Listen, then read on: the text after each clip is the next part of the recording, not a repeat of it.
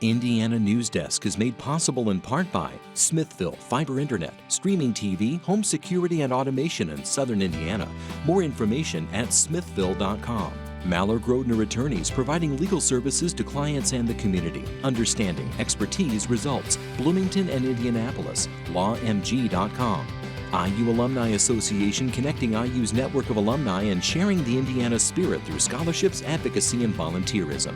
Alumni.iu.edu. IU Center for Rural Engagement, extending IU Bloomington resources to improve Hoosier lives in partnership with communities and organizations. Rural.indiana.edu. And by WTIU members. Thank you. Coming up on Indiana Newsdesk. The Bloomington Farmers Market reopens downtown this weekend after a 2-week hiatus. The city says there will be increased security to ease tensions and ensure the market is safe. As much as I want to believe that I can go back to before this all happened, I don't think that's very realistic. Oh, you can tell something's broken off the top. It's a labor of love. How some volunteers are working to make sure old cemeteries aren't forgotten. And in Brown County, crews are putting the finishing touches on a new music venue. It's very exciting to see that our group of musicians, artists, and our theater artists come together. Those stories, plus the latest news headlines from across the state, right now on Indiana Newsdesk.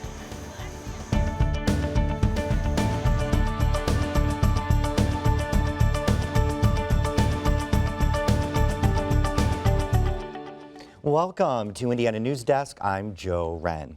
The Bloomington Community Farmers Market will resume in its normal downtown location tomorrow after threats of violence and escalating tension led the city to suspend the market for 2 weeks. Now, it all stems from allegations that one of the vendors has ties to a white supremacist group.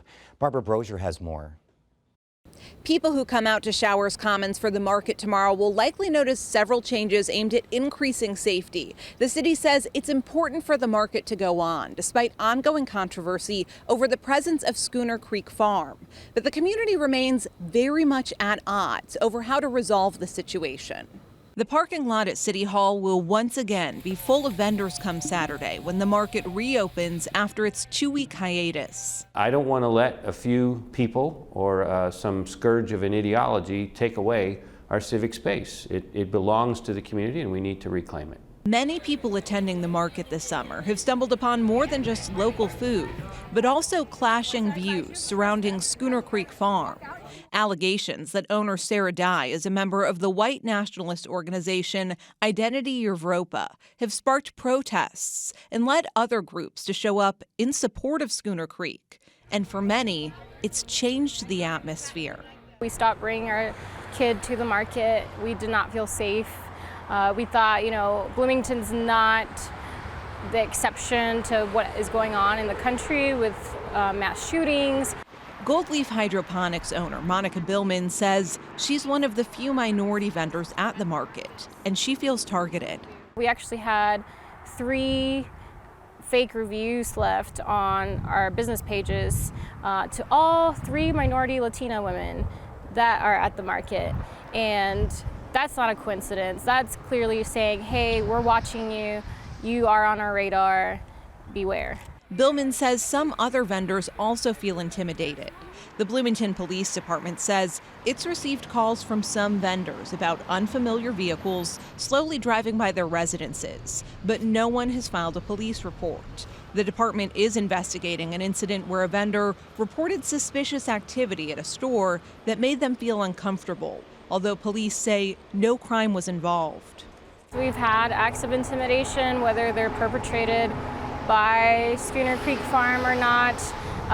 They're welcoming hateful rhetoric in our space, in our market space. The city is ramping up security for the return of the market. There will be more police officers, video surveillance, and portions of Morton, 8th, and 7th Street surrounding the market will be closed to traffic. There's no guarantees against violence anywhere. Bloomington is a very safe city. We are doing everything we can. We have an excellent and highly trained police force that works very hard to protect all of us. And I'm going to be there Saturday, and I encourage everybody to feel welcome and comfortable. But some activists say the changes don't make them feel any safer, especially after police arrested a protester at the market the weekend before it got shut down. A lot of questions that were raised were, oh, if something like this happens again, will the 3%ers or any white supremacist group get the same treatment as peaceful protesters? Eng says she is encouraged the city will reevaluate how the market works ahead of next year, which includes looking at what it requires of vendors who participate. But I'm not sure how that would prevent the Schooner Creek Farm from coming back next year. But we haven't had a hard answer on whether or not there's any way to prevent this from happening again. It's one of many questions that remains unanswered as the market gets ready to reopen. As much as I want to believe that I can go back to before this all happened, I don't think that's very realistic. We've reached out to Sarah Dye several times for an interview, but she hasn't responded to our requests. Now, there are a lot of vendors who are hoping that the community will come out in force tomorrow. We do know that this controversy has impacted attendance. The city says attendance at the market is down about 50% compared to last year. That, coupled with a tough growing season, means a lot of vendors have taken a big financial hit. So the city is offering free parking in the Morton Street garage and several other nearby lots to try and encourage the community to come out tomorrow. Reporting in Bloomington, I'm Barbara Brozier for Indiana Newsdesk. Now, some vendors are participating in what they're calling a hate-free market at Blooming Foods East tomorrow. It's unclear how many vendors will be there. It runs from 8 to 1 p.m.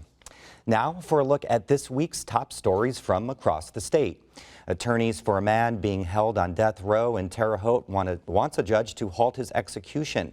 They say their client can't legally be put to death because he's intellectually disabled. Alfred Bourgeois lawyers argue that a jury was unaware of Bourgeois' disability and a court never reviewed the evidence. Executing people with intellectual disabilities is considered cruel and unusual punishment. Prosecutors say Bourgeois tortured, sexually molested, and then beat his 2.5-year-old daughter to death. Bourgeois is scheduled to be executed January 13th. Indiana Supreme Court is far less diverse than the state's population. That's according to a new study from the Brennan Center for Justice. It says Indiana is among 17 states that have only one woman on the bench and one of nearly half the states in the country with an all-white Supreme Court. None of the people nominated to the court in the past decade have been people of color. The Brennan Center argues the lack of diversity limits the perspective of judges. Republican Representative Trey Hollingsworth says a strong economy is America's biggest priority.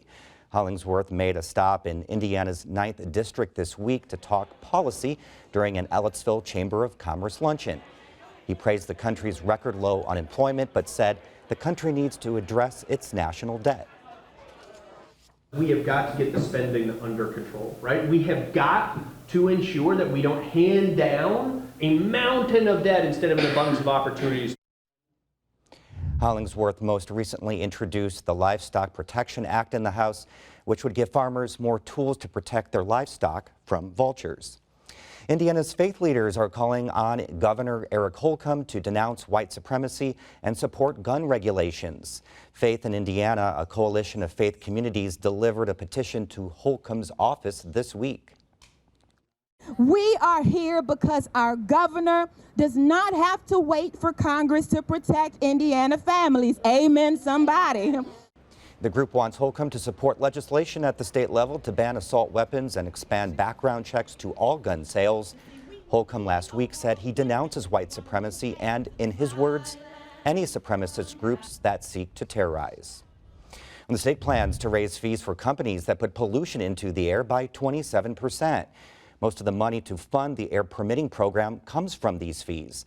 So as coal plants have closed down or reduced their emissions, the state has received less money to pay for the people and equipment to run the program. Not a good thing to have permits tied up. It's bad for economic development and business. To make up for declining funding, the Indiana Department of Environmental Management hasn't filled more than 100 open positions at the agency since 2012. Ruschenberg says the increase is fair and will make sure the program runs effectively. Environmental officials are urging caution if you plan to visit two of Lake Monroe's popular beaches. The Department of Environmental Management issued a blue-green algae advisory for both Fairfax and Payne-Town state recreation areas. Now, if you choose to swim in either spot, officials say you need to shower with soapy water and be careful not to swallow any water. Exposure can cause rashes and nausea.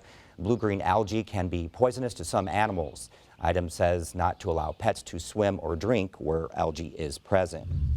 After working for years to eliminate a multi-million-dollar deficit, Terre Haute is on track to have a balanced budget for the third year in a row. Mayor Duke Bennett says the city is still borrowing money from its redevelopment fund to keep the budget balanced until the next tax disbursement comes in December. But he says that doesn't take away from city projects. They have big cash balances there, so we're getting ready to spend $3 million out of the downtown TIF for the convention center project, as an example, do other sidewalk projects, lighting projects. Bennett says the loan amounts are shrinking from about $9 million a few years ago to about $3.5 million as the city builds up a cash reserve. A Bloomington activist is raising money to build a community center for the LGBTQ community. Melanie Davis has raised more than $2,000 towards her goal of $18,000. Her home is already stocked with donations for the center. The living room and dining room are full, and I've got a heap of donated clothes in my bedroom in bags, and then more in totes. The center will serve as a shelter for LGBTQ people, many of whom make up the homeless population. It would also do outreach, educating people on LGBTQ issues. And Davis doesn't have a location yet, but she'd like the center to be close to downtown. Well, 10 years after a fire destroyed the Little Opry in Nashville, the Brown County Music Center officially opened its doors this week. As Adam Pinsker reports, the center is already attracting some big names in music. Years of hard work and planning paid off for dozens of Brown County business leaders and community members who helped plan and build the Brown County Music Center. This is a chance for our community to really get a sneak peek of our facility. The facility highlighted by a 2,000-seat auditorium, which will host the venue's first concert this Saturday. Several local bands will perform as part of the center's soft opening. We'll have the Aker Brothers, the Hammer and the Hatchet, and the Grass Hounds. The soft opening also gives technical and concession employees a chance to iron out any wrinkles before some big-name artists take the stage later this year. Our grand opening event is Vince Gill. He is sold out, but we have Clint Black coming. We also have Tanya Tucker coming. Sarah Evans was just announced this week. Since the Little Opry burned down, many local and regional artists played in smaller venues. Now they will be able to call the Brown County Music Center home. Executive Director Dana Beth Evans is hoping the lineup of stars will draw music lovers to Nashville from all over the country. We have people from Cincinnati and Ohio and California and New York coming in to visit the area, which is what we wanted and what the Opry did for us 10 years ago, but now we can start doing again. For Indiana Newsdesk, I'm Adam Pinsker. Crown Hill Cemetery is trying to stop the family of gangster John Dillinger from exhuming his body. Dillinger's family wants to conduct a forensic exam on the body to determine if it is in fact Dillinger, but Crown Hill Cemetery says it's concerned the process could disrupt the cemetery. Dillinger's nephew is suing the cemetery over the dispute. Coming up next on Indiana Newsdesk. Old cemeteries can easily fall into disrepair and be forgotten over the decades. Ahead, how residents in one community are working to bring these places back to life. And these goats aren't just grazing in the woods, they're part of an experiment to see if goats could help manage the spread of invasive plants. These stories and more right here on Indiana Newsdesk. The WTIU WFIU news team connects Indiana to the world. We bring you the top news of the day on radio, TV, and online. We round up the stories that have people talking each week and dig deep into the issues that affect your community the most. The WTIU WFIU news team is where you are and telling your story.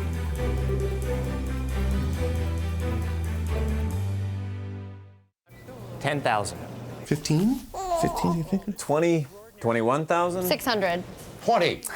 18.5. 24. It's at least 40. Look at it. 4,500,000. 650. 20. 650. This textile would be worth about $500,000. $500,000? No way. I knew it. It's just a blanket. Laying on the back of a chair. Well, sir, you have a national treasure.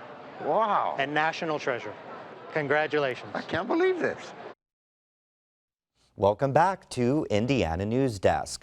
Most of the cemeteries Hoosiers are familiar with are large and well-established, containing acres of headstones.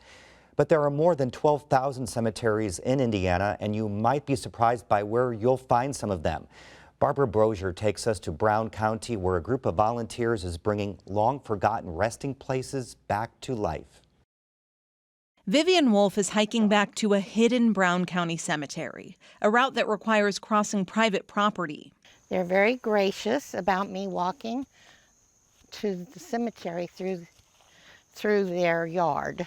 Southview Cemetery used to be easier to get to, but a lot's changed since the first people were buried here more than 150 years ago. The headstones and monuments spread out amongst these woods used to be 3 separate cemeteries until their boundaries became indistinguishable. It was referred to as the Lost Cemetery, and it was Oak Hill, Calvin, and Southview. And now the GPS map just refers to it as Southview. And for many years, Southview appeared to be forgotten. Wilderness overtook many of the stones, and shifting land buried others. But this group of volunteers is helping unearth the history beneath the soil. It has to be good and clean. The Brown County Cemetery Preservation Society is a nonprofit that repairs and restores historic cemeteries. And it's no easy feat. They clear trees and brush, clean and repair headstones. Okay, right there. And sometimes they find something they didn't even know was there. You want to come help? On this day, the group uncovered parts of a broken headstone that appears to mark the grave of a baby. 1 month. Looks like from here, 1 month. 1 month and 27 days. Yeah.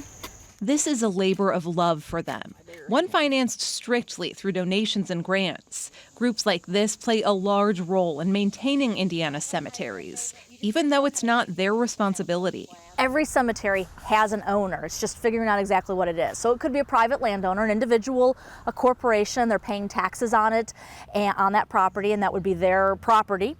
And then so it'd be their responsibility to do any of the work that needs to be done there. In cases where there isn't an owner, Indiana law stipulates township trustees must care for cemeteries. That's the case for one of the oldest cemeteries in the state near downtown Mooresville. And you can see that they've done some restoration work in the cemetery. So you've got some stones that are upright and have been cleaned. But trustees don't have much money to work with, so it's easy for many smaller rural cemeteries to fall into disrepair.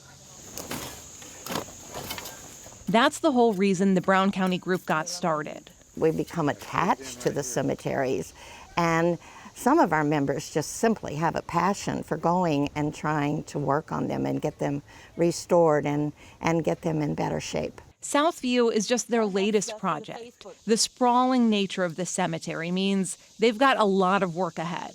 And it's about more than cleaning the place up. They also want to help raise awareness so other people might get involved.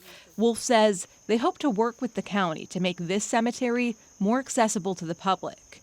Maybe then it won't be so easily forgotten again. These people came before the people that are here, and they created a story. And those stories should be told, and they should linger on. Good for another 100 years. For Indiana Newsdesk, I'm Barbara Brosier. Has a database of all known cemetery and burial grounds in the state that people can search. The agency says it still finds new ones occasionally, oftentimes when they're unearthed during construction projects. Well, a large majority of Monroe County high school students go on to college after graduation, but how do school corporations prepare those who don't pick that path? In this story from our City Limits Project, Emma Atkinson reports on a program designed for those in South Central Indiana who don't want to go straight to college. Bloomington resident Joe Morris has lived in town for over 40 years and is the father of 4 graduates from the Monroe County Community School Corporation.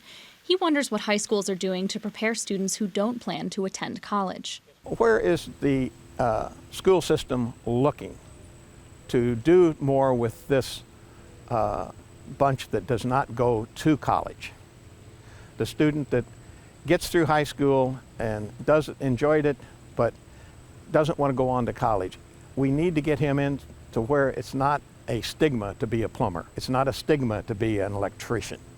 Most MCCSC students do go to college. The National School Clearinghouse says in the class of 2017, 80% of the students from Bloomington High School South and 75% of students from Bloomington High School North and the Academy of Science and Entrepreneurship attended a post-secondary institution within 2 years of graduation.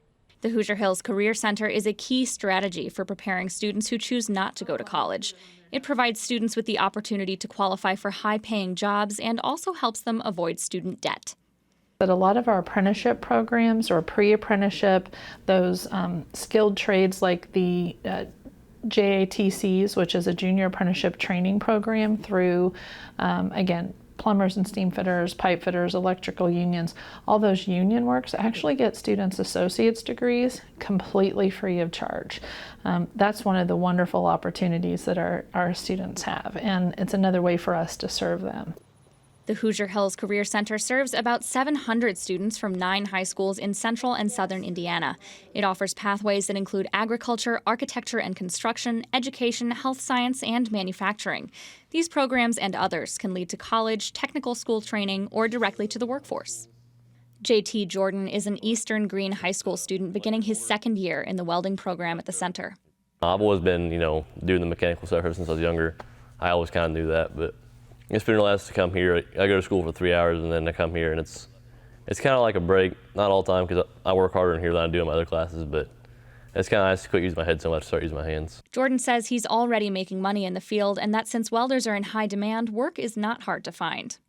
So when people find out that you can actually make things last and you weld, the name kind of gets around. People throw my name around, I guess, and mostly I do parts on cars, but farm equipment, stuff like that, people just call me. People I have no clue who they are. I go across town to weld things. McBride says she's aware that college isn't for everybody. What they have as skills are really important. It's great if you have an availability to learn in different places and actually discover what works best for you. For Indiana Newsdesk, I'm Emma Atkinson. Indiana is one of the largest industrial and manufacturing states, and according to state data, there will be 1 million job openings here over the next decade. Well, goats are well known for eating just about anything. If you've been up close with one at a farm or petting zoo, it likely tried to nibble on your fingers or your clothes. But the reality is goats are herbivores and prefer to browse through weeds and plants. As Sarah Whitmire reports, that inspired one local farmer to wonder whether her goats might be useful in managing the spread of invasive plants. Bradford Woods is IU's 2,500-acre outdoor center in Martinsville. The campus here is quite a few acres, and there's not very many flat spots. And those spots are hard for workers to get to with weed eaters and hand cutters. For this area behind us that they're currently in now, the terrain is not level. There's a lot of hidden rocks and stones, and it'd become overgrown over the years. So to have an employee get in there might not be as easy for them as it would be for the goats to get in there. The goats belong to Caitlin Hossam. She approached Bradford Woods after she got a grant from the USDA to look at whether goats would be good at managing invasive species. Being a landowner myself, we struggled with invasive species on our property. So just kind of brainstorming solutions there, what can I do on my own property, and just kind of snowballed from there.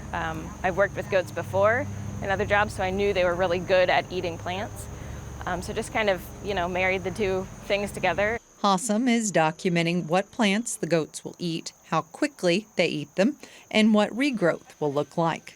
She lets the goats graze in a fenced-in area, then takes photos each week to document how much progress they've made. This spot is about 1/5 of an acre, and Hossam says with a dozen goats here, it will take 3 to 4 days. And they're not great lawnmowers, but they're great, vegetation management. So they like to eat woody shrubs, 6 feet and under. Later, the goats will graze the spot again, and Hossam will document which plants regrew and which were eliminated.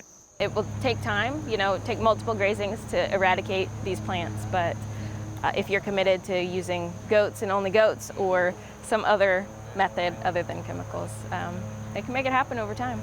The other part of the grant is figuring out whether it could be a potential business opportunity.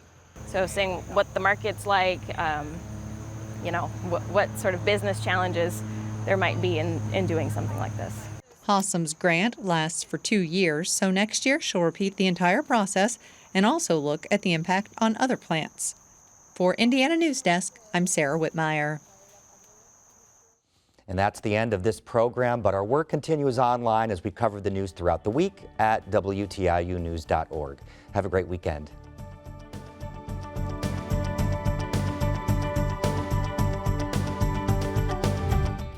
Indiana Newsdesk is made possible in part by Smithville Fiber Internet, streaming TV, home security and automation in Southern Indiana. More information at smithville.com. Maller Grodner Attorneys, providing legal services to clients and the community. Understanding expertise results. Bloomington and Indianapolis. lawmg.com. IU Alumni Association, connecting IU's network of alumni and sharing the Indiana spirit through scholarships, advocacy, and volunteerism. alumni.iu.edu.